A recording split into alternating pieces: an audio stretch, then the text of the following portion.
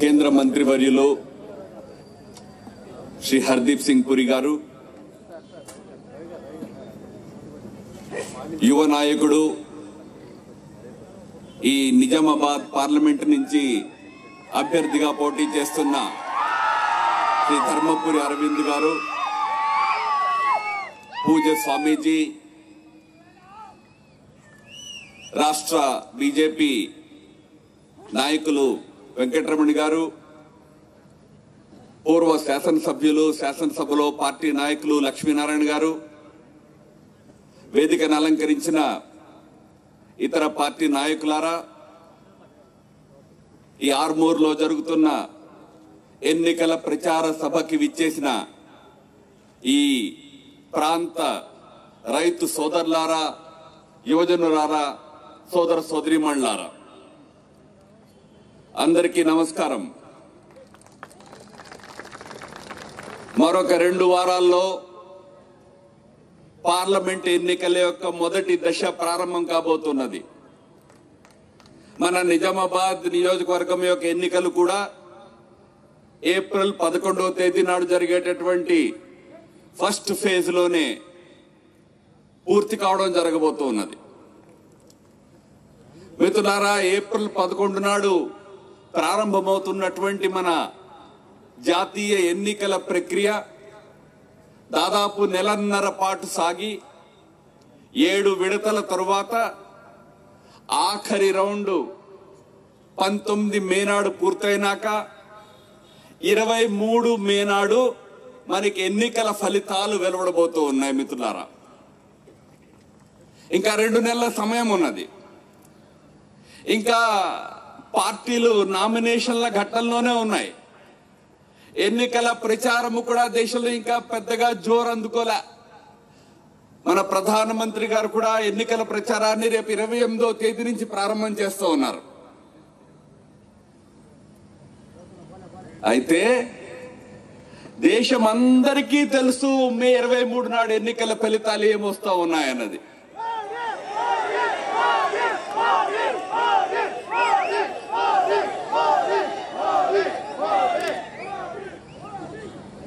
అందరూ ఏకకంఠంతో చెప్తా ఉన్నారు, 23 మే తరువాత మరొకసారి దేశంలో మోడీ గారి నాయకత్వంలో ఎన్డీఏ ప్రభుత్వం ఏర్పడబోతూ ఉన్నది. గతంలో 2014లో సాధించినటువంటి స్థానాల కంటే ఎక్కువ స్థానాలను సంపాదించి మరింత బలమైన ప్రభుత్వాన్ని కేంద్రంలో మోడీ గారు మే 23వ తేదీ తర్వాత ఏర్పాటు చేయబోతూ ఉన్నారు. మిత్రులారా, కనుక ఈరోజు దేశంలో చర్చ మోడీ గారి ప్రభుత్వం గురించి కాదు. అది ఎట్లాగా వస్తున్నది అది అందరికీ తెలుసు. మనకే కాదు, ప్రతిపక్షాల వాళ్ళకు కూడా తెలుసు ఆ విషయం.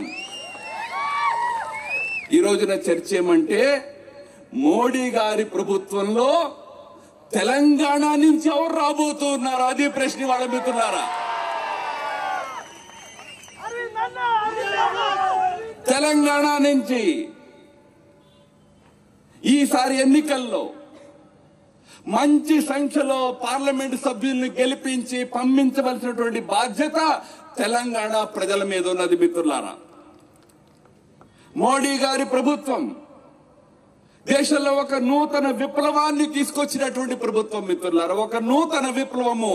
ఇటువంటి దేశంలో ఉండడానికి ప్రతి పౌరుడు ఆనందపడే, సంతోషపడేటటువంటి పరిస్థితిని మోడీ గారు తీసుకొచ్చారు. మిత్రులారా, తలదించుకునే పరిస్థితిని కాదు. ఇవాళ నేను ఇండియన్ని అని చెప్పుకోవడానికి ప్రతి భారతీయుడు గర్వపడే విధంగా దేశాన్ని మోడీ గారు తీర్చిదిద్దుతా ఉన్నారు. ఒక అవినీతి రహితమైన భారతదేశాన్ని, ఒక తీవ్రవాద రహితమైనటువంటి భారతదేశాన్ని, ఒక కుల మత వైషమ్యాలు, మత కలహాలు లేనటువంటి భారతదేశాన్ని, ఒక ప్రగతి దిశలో అతి వేగంగా ముందుకు దూసుకుపోతున్నటువంటి డిజిటల్ ఇండియాని మోడీ గారు నిర్మాణం చేస్తున్నారు. మిత్రులారా, ఈ దేశంలో అన్ని వర్గాల ప్రజల కోసం, బడుగు వర్గాలు, పేద వర్గాలు, రైతులు, రైతు కార్మికులు, చేతి వృత్తులు చేసుకునేవారు, యువకులు, మైనారిటీలు, మహిళలు, గిరిజనులు, హరిజనులు అందరి కోసము, వారి యొక్క అభివృద్ధి కోసం అని చెప్పి 130కి పైగా విభిన్న పథకాలను తీసుకొచ్చి వారి కోసమే 24 గంటలు 365 రోజులు విశ్రాంతి తీసుకోకుండా పనిచేస్తున్నటువంటి ప్రధానమంత్రి మోడీ గారి ఇవాళ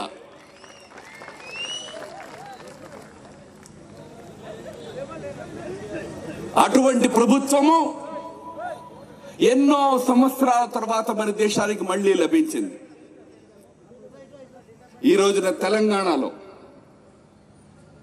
ప్రజలు ఒక అవినీతిమయమైనటువంటి నియంతృత్వపు పోకడలతో నిండి ఉన్నటువంటి ప్రభుత్వం యొక్క పరిపాలనలో ఇవాళ అతలాకుతలం అవుతూ ఉన్నారు మిత్రులారా.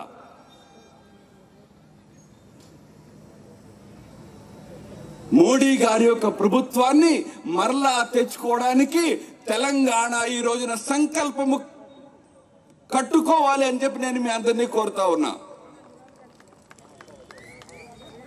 ఈ రాష్ట్ర ప్రజల యొక్క సమస్యల్ని అర్థం చేసుకుని వాటికి పరిష్కారాన్ని సాధించడం కోసం అని చెప్పి మోడీ గారు నిరంతరము పాటుపడుతూ ఉన్నారు. సమస్య ఏమంటే ఈ రాష్ట్రంలో ఉన్నటువంటి ప్రభుత్వానికి ప్రజల సమస్యలు పట్టవు. వారికి అధికారంలోకి రావడమే పరమావధి.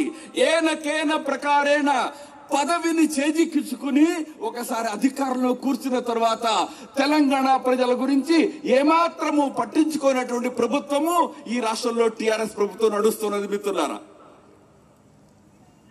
ఈ రాష్ట్రపు సమస్యలని ఏనాడు కూడా కేంద్ర ప్రభుత్వం దగ్గర సరైన పద్ధతిలో లేవనెత్తిన ప్రయత్నాన్ని టిఆర్ఎస్ పార్టీ వారు ఎప్పుడూ చేయలే.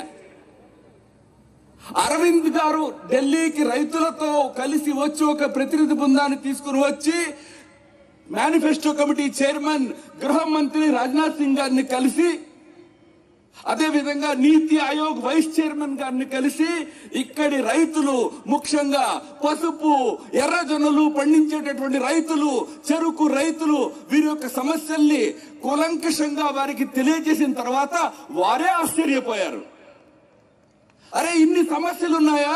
మరి ఇక్కడ స్వయముగా ఒక పార్లమెంట్ ప్రతినిధి నిజామాబాద్ నుంచి పెద్ద ఆవిడ కూర్చుని ఉన్నదే పార్లమెంట్ లో, ఆమెకి ఎప్పుడూ ఇంత తీరికే రాలేదే మా దగ్గరికి రావడానికి అని వారు ఆశ్చర్యపోయేటటువంటి పరిస్థితి మిత్రులారా.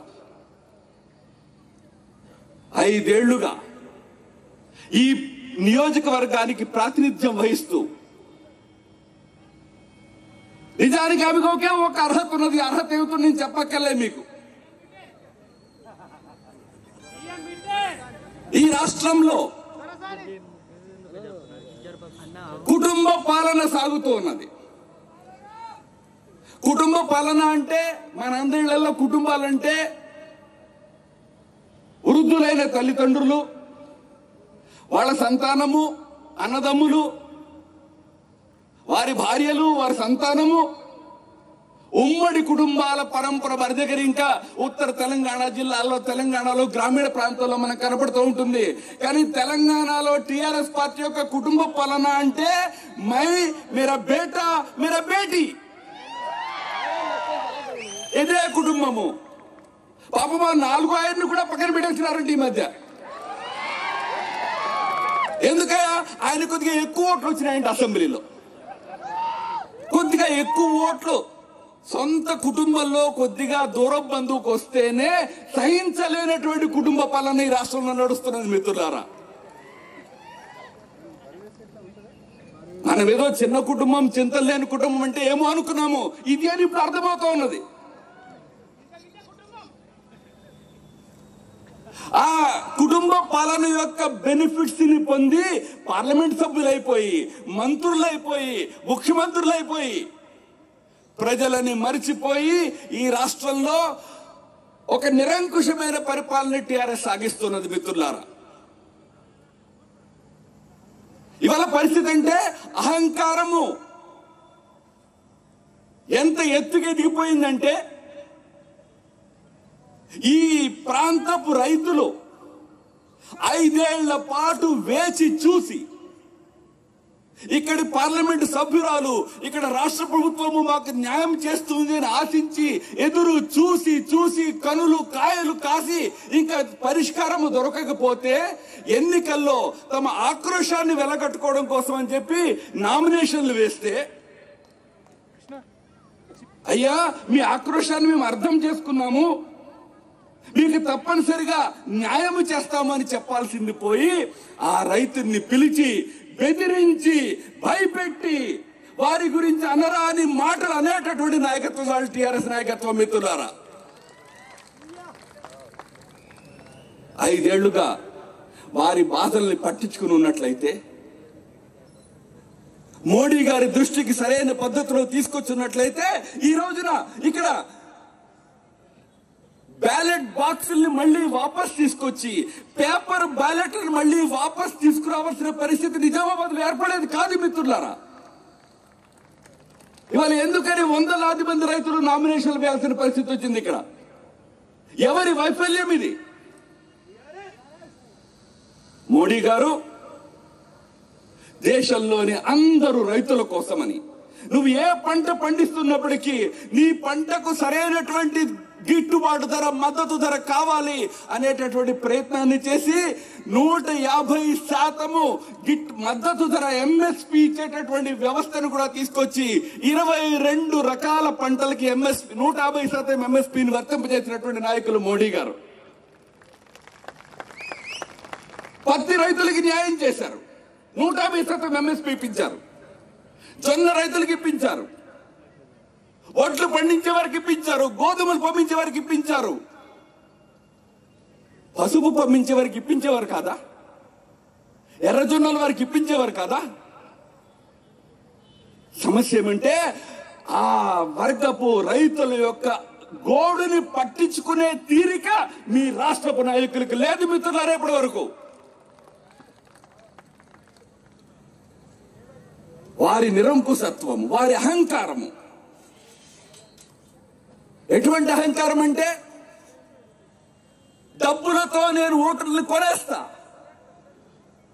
నాకు ఎవరు ఏమి చేయలేరు, నా దగ్గర డబ్బులతో నేను కొని పడేస్తా అనే అహంకారముతో ప్రజల కష్టాలను ఏమాత్రం పట్టించుకోకుండా ఈ రాష్ట్రంలో టీఆర్ఎస్ ప్రభుత్వము నిజామును మించిన నియంత్రణతో పొగలతో రాజ్యాన్ని సాగిస్తున్నది. మిత్రులారా, ఈ అహంకారాన్ని అణచవలసినటువంటి సమయం ఆసన్నమైంది. ఎంతటి అహంకారం అంటే, ఎవరినైనా ఎంపీని చేసేస్తాం, ఎవరినైనా తీసి పడేస్తాం. ప్రజలు మేము ఎవరిని పెడితే వాళ్ళే గెలిచిపిస్తారు. ప్రజలు మా చేతుల్లో కీలు బొమ్మలు అని భావించేటటువంటి అహంకారం కలిగినటువంటి నాయకత్వం టీఆర్ఎస్ నాయకత్వం. ఇవాళ పట్టుమని 10 మంది ఎంపీలు గెలుస్తారో లేదో ఇంకా తెలియదు. ధనబలంతో, అధికార మదంతో ప్రజాస్వామ్య వ్యవస్థల్ని కూనీ చేస్తూ ఈ రాష్ట్రంలో ఎన్నికల ప్రక్రియలనే తప్పుదోవ పట్టించి ఎన్నికల్లో విజయాన్ని సాధించడానికి మరోసారి కుతంత్రాలని టీఆర్ఎస్ ప్రభుత్వం పన్నుతున్నది. అసెంబ్లీలో అదే చేశారు, పార్లమెంట్ లో కూడా అదే చేయాలని ప్రయత్నం చేస్తున్నారు. ఇవాళ ప్రతిపక్షాలు మిగలకూడదు. అరే, సొంతంగా 80 మందో 85 మందినో గెలుచుకున్నావు కదా, హ్యాపీగా స్టేట్ ని పరిపాలించవచ్చు కదా. ఆ మిగిలిన వారిని కూడా భయపెట్టి బెదిరించి ఇతర పార్టీలు వాళ్ళని నయాన భయాన తనలో కలిపేసుకుని ఇంకా ప్రతిపక్షమే లేకుండా చేయాలా అనేటటువంటి దురదృష్టపు నియంతృత్వము పోకట్లు కలిగినటువంటి ప్రభుత్వం ఈ ప్రభుత్వం. మిత్రులారా, అహంకారం ఎంత చరమసీమకు చేరిపోయిందంటే, పట్టుబడి 10 మందిని గెలిపించుకుంటారో లేదో తెలియదు, తెలంగాణ ముఖ్యమంత్రి కేంద్రంలో చక్రం తిప్పేస్తారంట. అయితే పాపం ఆయనకి అర్థం కాని విషయం ఏమిటంటే, ఈ చక్రాలు తిప్పే వాళ్ళు కేవలం తెలంగాణలో లేరు, చాలా దగ్గరలో ఉన్నారు. ఇక్కడ హైదరాబాద్ నుంచి ఈయన చక్రం తిప్పాలా అని చూస్తూ ఉన్నాడు. ఒక ఆయన విజయవాడలో ఉన్నాడు, ఆయన చక్రం తిప్పాలని ట్రై చేస్తూ ఉన్నాడు. ఆయన చక్రం వేరు. మళ్ళీ ఒక ఆవిడ కలకత్తాలో కూర్చుని అక్కడి నుంచి చక్రం తిప్పుతానంటుంది ఆమె. ఇంకొక ఆమె లక్నోలో కూర్చుని అక్కడి నుంచి చక్రం తిప్పుతానంటుంది ఆమె. ఒక ఒక ఆయన ఢిల్లీలో కూర్చున్నాడు, ఆయన కూడా చక్రం తిప్పాలని చాలా ఉబలాటంగా ఉన్నది. విచిత్రం ఏమంటే మీరందరూ కూడా మోడీ గారిని దించేయాల, మోడీ గారిని ఓడించాలా, అందుకోసమే మేమున్నాము అని చెప్పే ఈ మహానుభావుల్లో చంద్రబాబు నాయుడు గారు, కేసీఆర్ గారు, మమతా బెనర్జీ గారు, మాయావతి గారు, అరవింద్ కేజ్రీవాల్ గారు, శరద్ పవార్ గారు అందరూ ఒకటే మాట, మోడీ గారిని దించాలా, మోడీ గారిని దించేస్తాము, మోడీ గారిని దించేస్తాము. వీళ్ళలో ఒక్కడు కూడా పార్లమెంట్ ఎన్నికల్లో పోటీ చేసేటటువంటి దమ్ము లేదు. వీళ్ళలో ఒక్కడు కూడా మిత్రులారా ఎన్నికల్లో పోటీ చేయరు, చక్రం తిప్పుతారంట. ఎన్నికల్లో పోటీ చేయరు, మోడీ గారిని దించేస్తారంట. మిత్రులారా అహంకారపు పరాకాష్ట ఈ రాజకీయాల్లో మీరు చూస్తూ ఉన్నారు. ఎటువంటి అహంకారం అంటే నోటికి ఏమొస్తే అది మాట్లాడము. ముఖ్యమంత్రిని నేను ఏ పదాలు వాడాలా, ఏమి వాడద్దు, అటువంటి విచక్షణ లేదు. ఇప్పుడే స్వామీజీ చెప్పారు, నేను ఆ క్లిప్ చూసిన. హిందూగాళ్ళు, బంధుగాళ్ళు, దరిద్రపు కొట్టోళ్ళు, బహుశా ఈ సభలో కూర్చున్న సామాన్య ప్రజలు కూడా పబ్లిక్ అటువంటి భాషను వాడరు.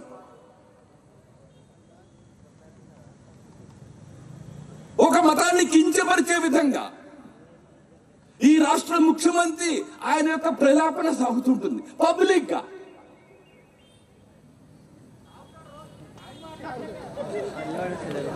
నై ఇది తాగక ముందున భాష, ఇది తాగిన తర్వాత భాష నేను చెప్పలేను ఇక్కడి నుంచి.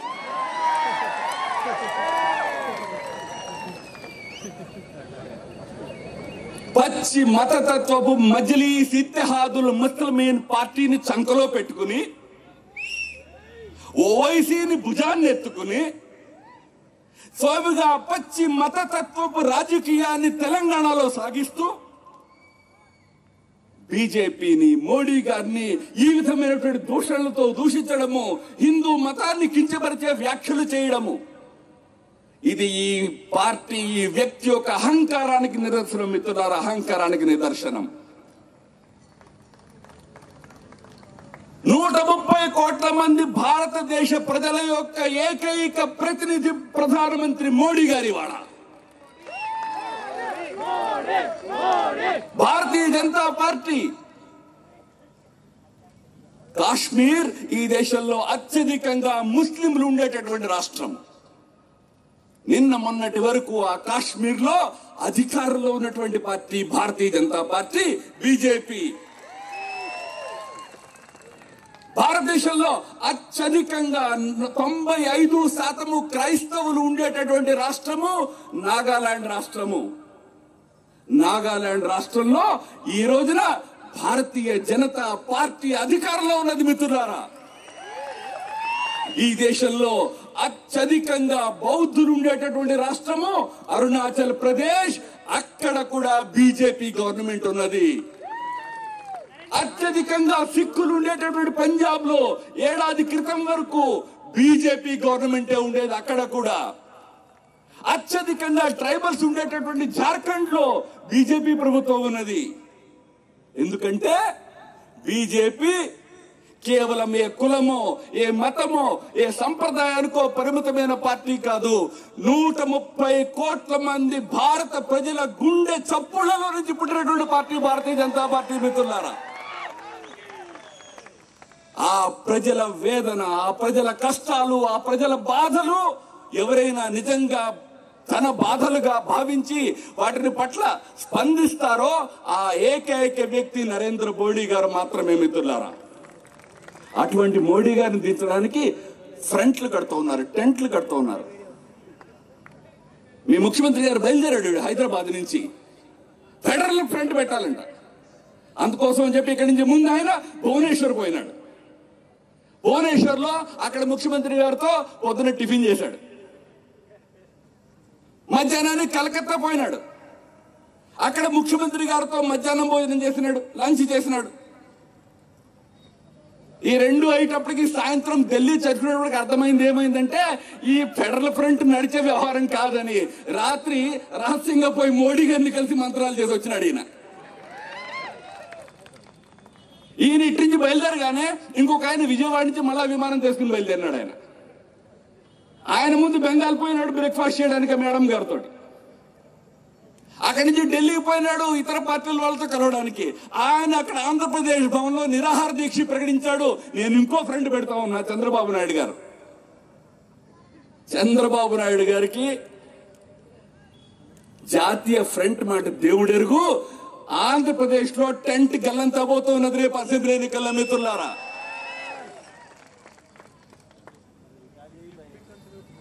తమకి ఠికానా లేదు, మోడీ గారిని ఓడించేస్తారంట.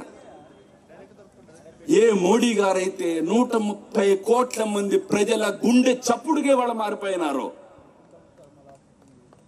అటువంటి మోడీ గారిని ఓడించడానికి ఈ ప్రయత్నం ఏదైతే జరుగుతున్నదో ఏకైక లక్ష్యంతో జరుగుతున్నది.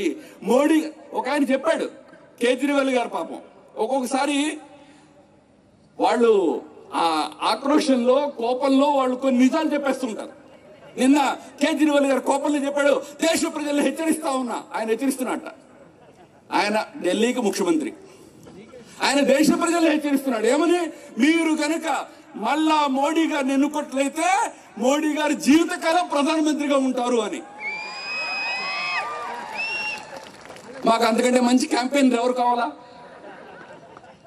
నిజానికి దేశంలో మోడీ గారిని మళ్ళీ గెలిపించడానికి ఎంతో కష్టపడుతున్న వాళ్ళలో మోడీ గారు స్వయంగా ఉన్నారు. మా అమిత్ షా గారు ఉన్నారు. మూడో వ్యక్తి రాహుల్ గాంధీ గారు. ఆయన పాపం రాత్రి పగలు కష్టపడతా ఉన్నాడు మళ్ళీ మోడీ గారు ఎలా ప్రభుత్వంలోకి రావాలి అని చెప్పి.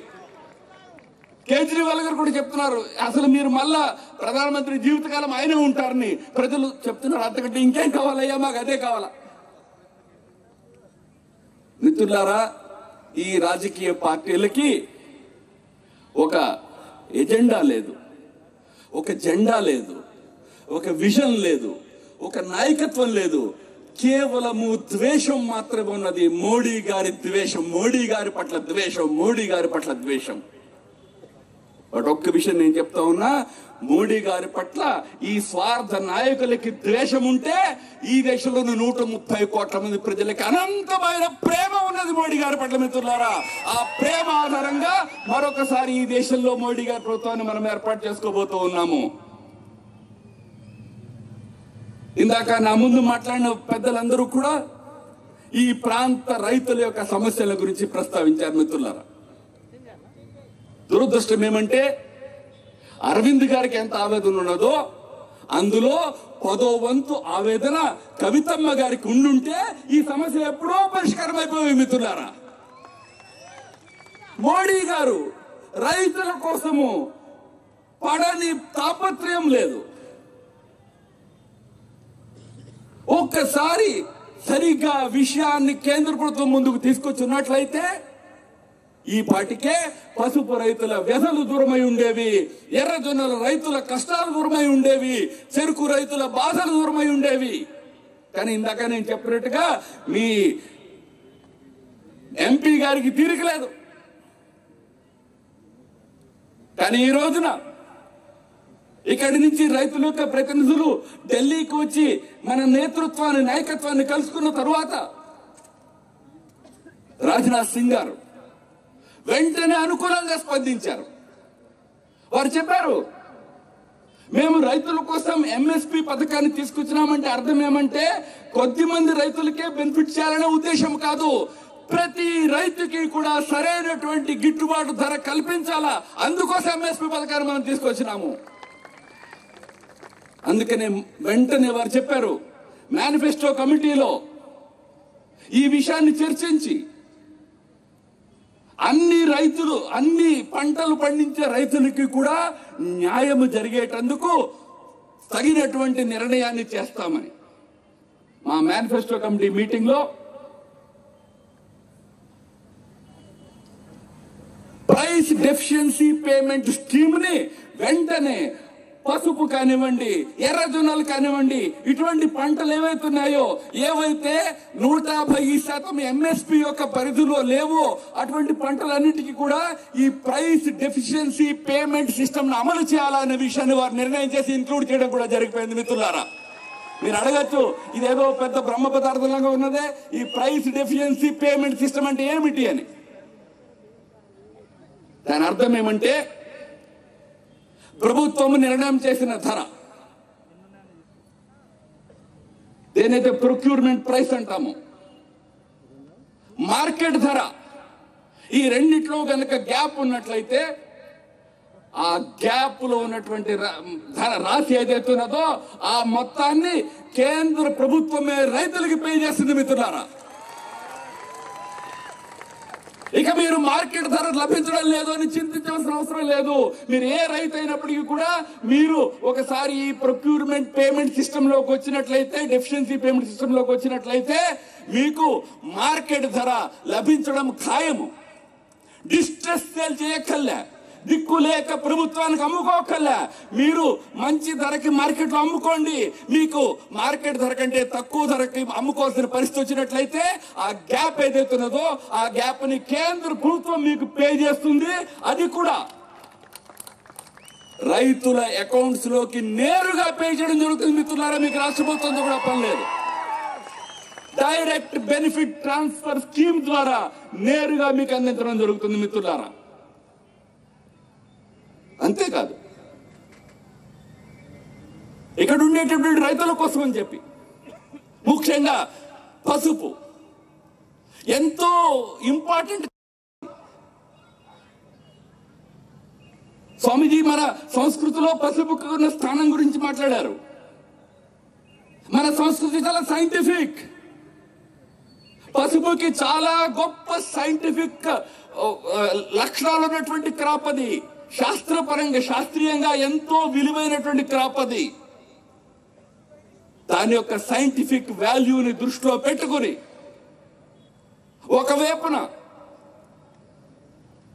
Price deficiency system, payment system లోకి దాన్ని తీసుకొస్తుండో, దాంతో పాటుగా మరోవైపున సెపరేట్ గా పసుపు కోసం బోర్డుని ఏర్పాటు చేయాలనే నిర్ణయాన్ని కూడా కేంద్ర ప్రభుత్వం చేస్తున్నది మిత్రులారా. మా మేనిఫెస్టోలో దాన్ని మేము జోడిస్తూ ఉన్నాము.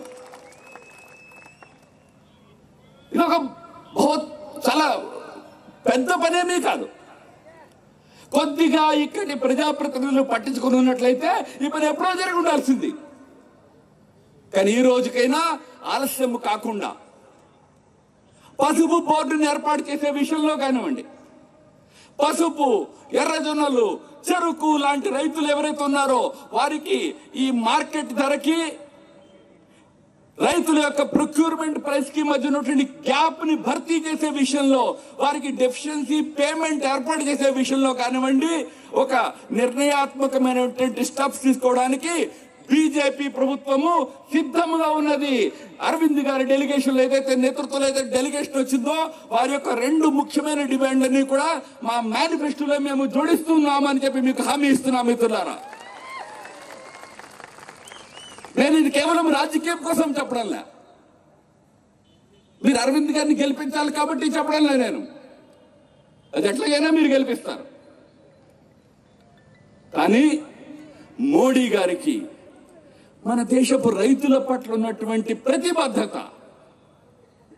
వారి హృదయంలో వారికి ఉన్నటువంటి విశేషమైనటువంటి స్థానము, ఈ దేశంలో ఏ రైతు కూడా నష్టాల పాలవ్వకూడదు, ఏ రైతు కూడా రాత్రి ఆకలితో పడుకోకూడదు, ఏ రైతు కూడా అప్పుల పాలవ్వకూడదు, ఏ రైతు కూడా ఆత్మహత్యలకి పాల్పడేటటువంటి దుస్థితి రాకూడదు. ఇది రాజకీయం కాదు మిత్రులారా.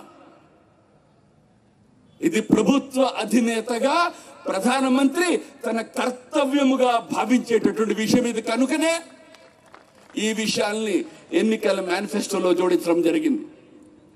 మిత్రులారా, నేను ప్రారంభంలోనే చెప్పినట్లుగా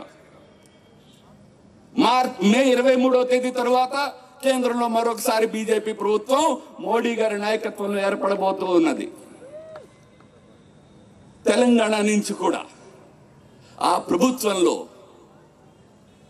బీజేపీ నుంచి పార్లమెంట్ సభ్యులుగా పార్లమెంట్లో ఉండి మన ప్రాంతానికి మన రాష్ట్రానికి మంచి మేలు చేసేందుకు ఉత్సాహంగా పనిచేసేటటువంటి వ్యక్తుల యొక్క ఆవశ్యకత ఉన్నది మిత్రులారా.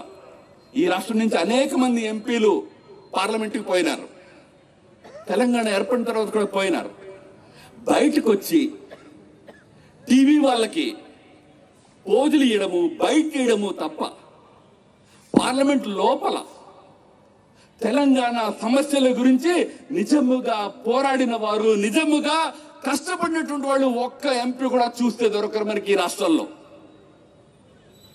ఈ రోజున భారతీయ జనతా పార్టీ నుంచి మంచి యువకులని పార్లమెంట్కి పంపించినట్లయితే మన ప్రాంత సమస్యలని మన రాష్ట్ర సమస్యల్ని కూడా చక్కగా వారు అక్కడ అడ్రస్ చేసే ప్రయత్నం చేస్తారు. కనుక ఇక్కడి నుంచి ఈసారి మన యువ నాయకులు డెడికేషన్తో డిసిప్లిన్తో ఇక్కడి ప్రజల కోసమని అనేక రకాలుగా సేవా కార్యక్రమాలు ప్రజా ప్రయోజన కార్యక్రమాలను చేపడుతున్నటువంటి యువ నాయకులైనటువంటి అరవింద్ ధర్మపురి గారిని మీరు పార్లమెంట్కి పంపించాల్సిందిగా నేను మిమ్మల్ని కోరుతా ఉన్నా. ఈసారి నిజామాబాద్ లో బహుశా ఓట్ ఈవీఎంస్ వచ్చిన తర్వాత మొట్టమొదటి సందర్భం కావచ్చు పేపర్ బ్యాలెట్ వాపస్ వచ్చేటటువంటి పరిస్థితి ఉన్నట్టు కనబడతా ఉన్నది మిత్రులారా. ఎందుకంటే ఇక్కడ వ్యధితులైనటువంటి మన రైతు సోదరులు పెద్ద సంఖ్యలో నామినేషన్లు వేశారు. గెలవడం కోసం కాదు, అది అందరికీ తెలుసు. కానీ తమ ఆవేదనని తమ బాధని ప్రభుత్వాలకు తెలియచెప్పాలా, అందుకోసమని ఒక వినూత్నమైనటువంటి నిరసన పథకాన్ని వారు చేపట్టారు. ఆ రైతు సోదరులకు నేను విజ్ఞప్తి చేస్తూ ఉన్నా, మీ ప్రజాస్వామ్య అధికారాన్ని హక్కుని మేము క్వశ్చన్ చేయడంలే, ప్రశ్నించడంలే.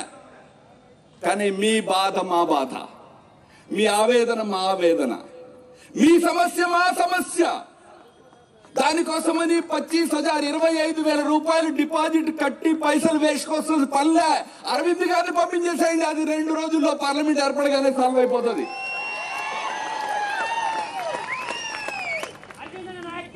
లేదు ఎన్నికల్లో కొనసాగినట్లయితే అది ఒక విధంగా టిఆర్ఎస్ యొక్క 5 ఏళ్ల పాలన మీద ఒక మచ్చగా మిగిలిపోబోతున్నది మిత్రులారా.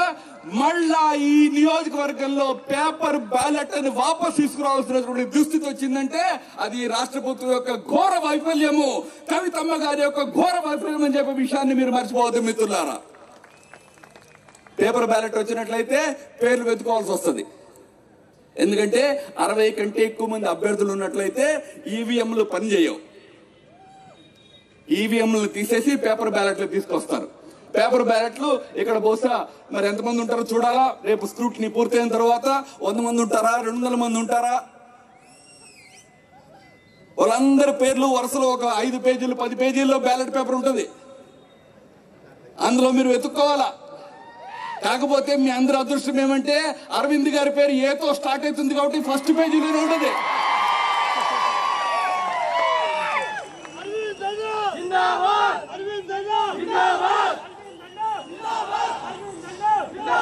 మిగతా పేర్లు వస్తాయి తర్వాత ఏబిసిడి అన్ని అయిపోయినాక కేవీ. తప్పనిసరిగా ఈసారి ఓటింగ్ జరిగినప్పటికీ, అది ఈవీఎంస్ ఓటింగ్ అయినప్పటికీ, పేపర్ బ్యాలెట్ ఓటింగ్ అయినప్పటికీ కూడా గారు ఇక్కడ ఉండే ప్రజల మన గృహమంత్రి గారు ఎవరైతే మేనిఫెస్టో కమిటీ చైర్మన్ ఉన్నారో ప్రయత్నం చేయాలా, తప్పనిసరిగా ఏర్పాటు చేయాలి. ప్రైస్ డెఫిషియన్సీ పేమెంట్ లో కూడా ఈ పసుపు ఎర్రజొన్నల రైతులకి పేమెంట్ చేసే వ్యవస్థ చేయాలని ఎవరైతే వెంటనే స్పందించారో అటువంటి మరి ఈవీఎం అయితే బటన్ నొక్కాలా, లేదు బ్యాలెట్ పేపర్ అయితే ఆ స్టాంప్ గుద్దాలా. ఆ కమలం పువ్వు మీద ఓటేసి అరవింద్ గారిని ఈసారి నిజామాబాద్ నుంచి పార్లమెంట్ సభ్యులుగా గెలిపించి పంపించవలసిందిగా మీ అందరినీ అభ్యర్థిస్తూ సెలవు తీసుకుంటాను. నమస్తే, భారత్ మాతాకి ధన్యవాదాలు.